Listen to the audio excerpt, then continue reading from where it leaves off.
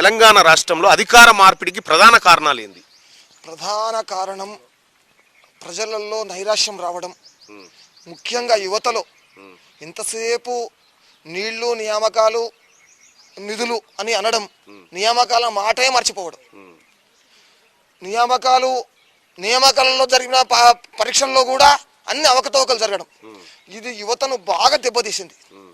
వాళ్ళ యొక్క మెదడు మీద తీవ్ర ప్రభావం పడి, అరే ఎంతో కష్టపడి చదువుకున్న పరీక్షలు ఇట్లా ప్రశ్నపత్రం లీక్ అయిపోతుంటే మన భవిష్యత్తు ఏం కావాలి? మనం తల్లిదండ్రులు రెక్కాడితే డొక్కాడని బతుకులు వాళ్ళు కూలినాలు చేసి మనం చదివిస్తుంటే, మనం ఎంతో కష్టపడి చదివితే కూడా ఆ పేపర్ లీక్ అయిపోయి ఆ యొక్క పరీక్షను వాళ్ళు రద్దు చేయడం, మళ్ళీ ఉద్యోగం వస్తుందో రాదో అనేటువంటి నైరాశ్యంలో ఆత్మహత్య చేసుకున్న వ్యక్తులు కూడా ఉన్నారు. అరే ఇటువంటి స్థితిలో మనకు ఉద్యోగం రాదు, మన తల్లిదండ్రుల ఆశలు మొత్తం ఉమ్మైపోయినాయి, నాకు ఉద్యోగం రాదని చెప్పి నిలువున ప్రాణాలు తీసుకునే వ్యక్తులు ఉన్నారు. ఇది యువతలో బాగా ప్రభావం చూపించింది.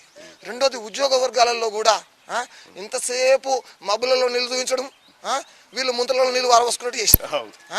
అయితే ఈ ఉద్యోగాల్లో కూడా మీకు ఇది ఇస్తాము అది ఇస్తాము, పే స్కేల్ ఇస్తాము, ఇది ఇస్తాము అది ఇస్తామని చెప్పి ఏడుకొచ్చిందంటే నా జీతం నాకు దండం పెడతారు. విషయం ఏంటంటే, మా నాన్న రిటైర్డ్ టీచరు, ఆయన ఇంకేం పని చేసుకోలేడు. ఆయన యాక్చువల్గా డయాబెటీస్ పేషెంట్, టీబీ పేషెంట్. ఆయనకు మందులకే మీరు నమ్మండి నవ్వకుండా 16,000 రూపాయలు ఖర్చు అవుతాయి. చెప్పేది నగ్న సత్యం. ఆయనకు 24 తారీఖు వరకు కూడా పెన్షన్ పడేది లేదా? నిజంగా ఎట్లా బతకాలి? ఇక మీ కొడుకుల గురించి చెప్పండి ఏముంది. కొడుకులు వాళ్ళు బతికేదే కష్టం ఉన్న కాలంలో 16,000 రూపాయలు నేను పెట్టుకునే పరిస్థితులు ఉన్నా. మాకు పెద్ద ఆస్తులు లేవు, పాస్తులు లేవు, కేవలం పెన్షన్ మీదే ఆధారపడాలి. నాకంటే ఇంకో వ్యాపకం ఉంది, నేను భక్త అనుకోండి. కేవలం ఆ యొక్క రిటైర్డ్ టీచర్కు ఇంకో ఆసరా లేనప్పుడు ఆయన యొక్క పరిస్థితి ఏంది? మొన్న ప్రభుత్వం దిగిపోయే సమయంలో 29 తారీఖు నాడు పెన్షన్ పడదండి. 24 తారీఖు ఇప్పుడు ముందు చెప్పిన 29 తారీఖు నాడు పెన్షన్ పడ్డది. కేవలం పెన్షన్నే ఆసరా చేసుకొని బతికే వ్యక్తుల జీవితం ఏంది? ఇది కూడా రిటైర్డ్ ఉద్యోగస్తులలో ఉద్యోగ వర్గాల్లో కూడా ఇది ప్రధాన కారణం. ఏంటంటే సకాలంలో జీతం వేయకపోవడం. నిజానికి కూడా ఇప్పుడు మీరు ఇంత పెద్ద క్యూనోస్ నడిపిస్తున్నారు, వాళ్ళకు కెమెరామెన్లకు కానీ మీ యొక్క అనుచర వర్గానికి కానీ మా వాళ్ళకి 29 తారీఖు జీతాలు ఇస్తారు. అనుచర వర్గానికి కానీ అన్నచర వర్గానికి కానీ 29 తారీఖు నాడు ఇచ్చినా కూడా పలానా నాడు వస్తానని నమ్మకం ఉంది వాళ్ళకు. వీళ్ళకి అట్లా కాదు కదా, ఆశతో పనిచేస్తున్నారు. మీరు ప్రతి నెలలో 29 తారీఖు నాడు ఇస్తారు కాబట్టి 29 తారీఖు నాడు వాళ్ళకి జీతం వస్తుంది అనేటువంటి నమ్మకం ఉంది. ఇప్పుడు ఎప్పుడు వస్తుందో తెలియదా? ఈ ప్రాణం రాకడా, వాన రాకడా, ప్రాణం పోకడా తెలియదు అన్నట్టు, ఈ జీతం రాకడా, ఈ మనిషి ప్రాణం నిలబడు తెలియకుండా అయిపోయి. చెప్పు అని ఇప్పుడు వస్తుందండి, ఇప్పుడు బరాబర్ వస్తుంది. మీరు నమ్మండి నమ్మకపోండి, నేను కాంగ్రెస్ సపోర్టర్ని కాదు. ప్రతి మొదటి వారంలో పెన్షన్ పడుతుంది.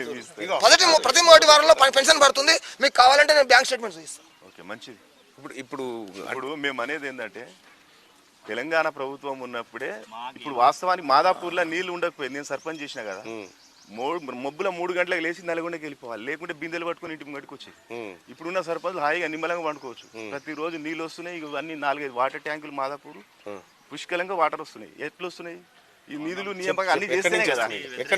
ఇవన్నీ గవర్నమెంట్ చేస్తేనే ఈ వాటర్ ఇంత దూరం మనకు కాళేశ్వరం నుంచి ఇక్కడ వాటర్ రానికి గవర్నమెంట్ ప్రభుత్వం ఖర్చు పెట్టిన డబ్బుతోటే కదా ఇంత దూరం పైప్ లైన్స్ కానీ ఇవన్నీ జరిగితేనే ఇప్పుడు మనం వాటర్ తాగలుగుతాం. కాళేశ్వరం నీళ్ళు ఈ ఊరు దాకా వస్తున్నాయి. అవును, అదే కదా.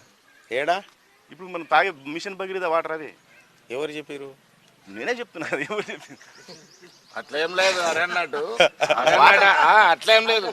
ఇప్పుడు నీళ్లు లేనప్పుడు నేను సర్పంచ్గా ఉంటే వాగులో నీళ్ళు వేసి వాళ్ళ కేవల తండకు 24 hours అంతకుముందు షెడ్ కట్టింది. ఒక ట్యాంక్ ఉండే, 2 ట్యాంక్ ఎప్పుడు ఓవర్ఫ్లో ఇచ్చినాం. అప్పుడు కోమారెడ్డి వెంకారెడ్డి కాంగ్రెస్ ప్రభుత్వమే ఉన్నది. అప్పటికి కూడా నీళ్లకు ఏం షార్టేజ్ లేదు. అన్ని HDP పైపు అన్ని వేసి PVC పైపులు ఉండే అవన్నీ తీసేసి కూడా కొత్త లైన్లు వేసినాము. నీళ్ళకు బాగానే ఉన్నది. ఇప్పటికి కూడా మనకు ఆ గోదావరి జలాలు అనేవి మాదాపురం చెరువులో ఎప్పుడో ఒక్కసారి అది కూడా ఏదో అట్లా కొద్దిగానే వచ్చినాయి, అంతేగాని ఆ నీళ్ళని ఇప్పటికి కూడా మనం వాడుకుంటలేము. మాకు కాలువలు లేవు, అవన్నీ ఇంకా ఇన్కంప్లీట్ ఉన్నాయి. అది చేద్దామనే వరకే అది ఉన్నది, అది ఫెయిల్ అయిపోయింది. సరే, అది ప్రభుత్వం తప్ప ఎవరిదా అనేది అందులో మేము కూడా పనిచేసినాం. కానీ ముఖ్యంగా ఏంటంటే ఆ పార్టీ ఓడిపోవడానికి కారణాలు వాళ్ళు రకరకాలు చెప్పినా లేని ఆశలు కల్పించారు. నిరుద్యోగ భృతి ఇస్తామన్నారు, అందరికి డబుల్ బెడ్రూమ్లు ఇస్తామన్నారు, ఎవరు అడిగిన స్కీములు బీసీ బంద్ అన్నారు, ఎస్సీ బంద్ అన్నారు. వాళ్ళు పెట్టిన బంధులే వాళ్ళని బంద్ చేసినాయి కానీ అది ప్రజలలో లేని ఆశలు కల్పించేది కాదు. ఇప్పుడు కాంగ్రెస్ ప్రభుత్వం 6 పథకాలు పెట్టింది, తప్పనిసరిగా అది అమలు చేసే తీరుతుంది.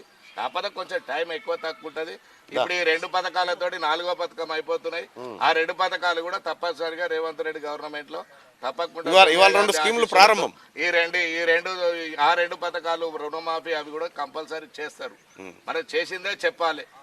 వాళ్ళ ఆశలు ఎక్కువ చెప్పారు, తప్పు కాదు. 30 లక్షల ఆశలు ఎక్కువ మందికి చెప్పారు. స్టేట్ మొత్తం 90 లక్షల చిల్లర రేషన్ కార్డులు ఉంటే రేపు ఇవాళ ఇవ్వబోయేది 94 లక్షల రేషన్ కార్డులు ఉంటే ఇప్పుడు 30 లక్షల మందికి ఇస్తున్నారు. మిగతా ఊకుంటారా? వాళ్ళతో ఎలిజిబుల్ ఎవరు ఉంటే వాళ్ళకి ఇస్తారు. ఎలిజిబుల్ ఉన్న రేషన్ కార్డు ఉన్న వాళ్ళు అందరూ ఎలిజిబులే కదా. వైట్ రేషన్ కార్డు ఉన్న వాళ్ళు బిలో ప్రావర్టీ ఉన్న వాళ్ళకే ఇక్కడ చెప్పిండుగా ముఖ్యమంత్రి గారు ఏమంటాడు, ఏది రేషన్ కార్డులు ఉన్న వాళ్ళకు ఇస్తామని చెప్తా ఉన్నాడు. తెల్ల రేషన్ కార్డులు ఇస్తాం, కార్డులు ఉన్నవా రేషన్ కార్డు తెల్ల రేషన్ కార్డు ఉన్న వాళ్ళు అర్హులు అని చెప్పి క్యూ న్యూస్ ద్వారా నేనేం చెప్తున్నా అంటే 94 లక్షల మంది అందరికి ఇవ్వాలని కోరుతున్నాం.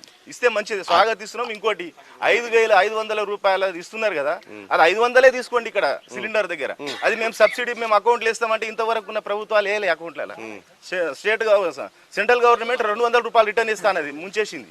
ఇప్పుడు ఒక్క విషయం చాలా మంది పడ్డాయి. అరే నువ్వు అట్లా పడ్డాయి, అకౌంట్లలో పడ్డాయి.